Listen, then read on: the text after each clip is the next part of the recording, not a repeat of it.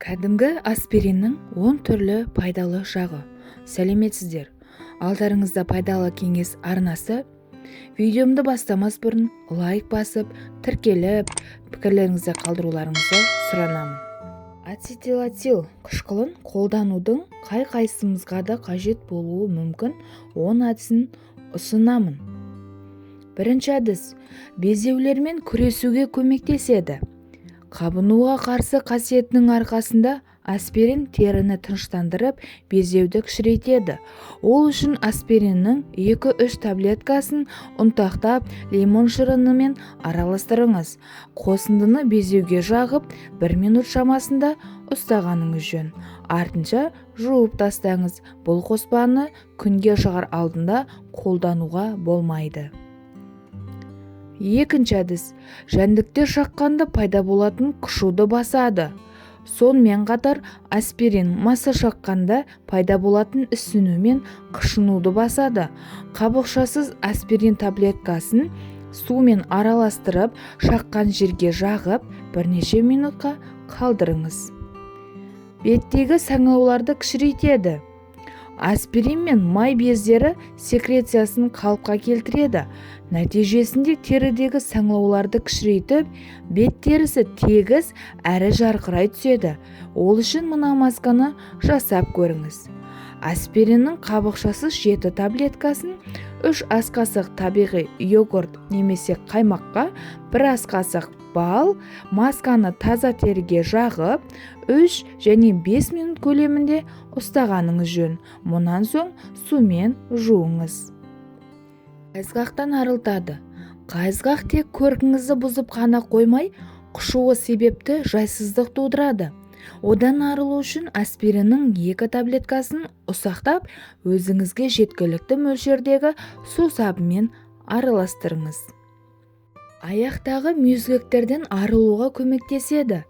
Бұл таблеткалар тіпті табан терісін жұмсарта алады. Себебі қышқыл қабыршақтанған теріні тамаша кетіреді. 7 таблетка аспиринді ұнтақтап, 1 ас қасық лимон шырынымен араластырыңыз. Қоспаны табаныңызға жағып, 10 минутқа жылыта ұстаңыз. Одан кейін қиындық тудыратын жерлерді кеуек таспен ысқылаңыз. Зақымдалған шаштарды қалпына келтіреді. Аспирин шашыңызға да пайдасын тигізеді. Ол шашыңызды тегіс әрі жарқыраған етеді. Оған қоса бояғаннан кейін түсін сақтауға көмектеседі. 1 шыны жылы суда аспирин белестерін ерітіңіз.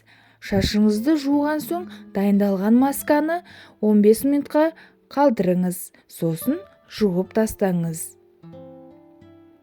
Киімдегі терден қалған дақты кетіреді.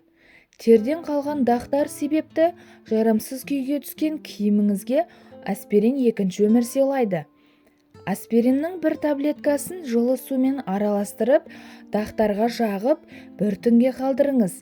Мұнан соң киіміңізді жуыңыз. Нәтижесін қуантары анық. Жуыну бөлмесіндегі сабын дақтарын кетіреді. Сабын дақтарын ысқылаудан шаршағандар үшін тамаша әдіс бар.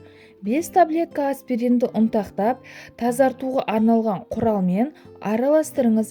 Қоспаны сабын дақтарына жағып, жарты сағатқа қалдырыңыз. Мұнан кейін оларды ысқышпен оңай сүрте аласыз.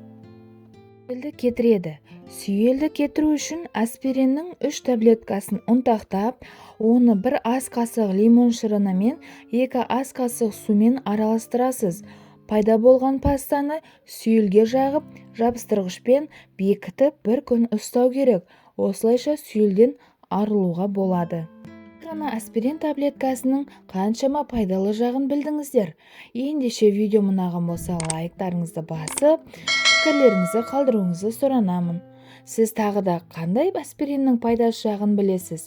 Пікірлеріңізді қалдырыңыздар. Денсаулықтарыңыз мықты болсын. Қош сау болыңыздар.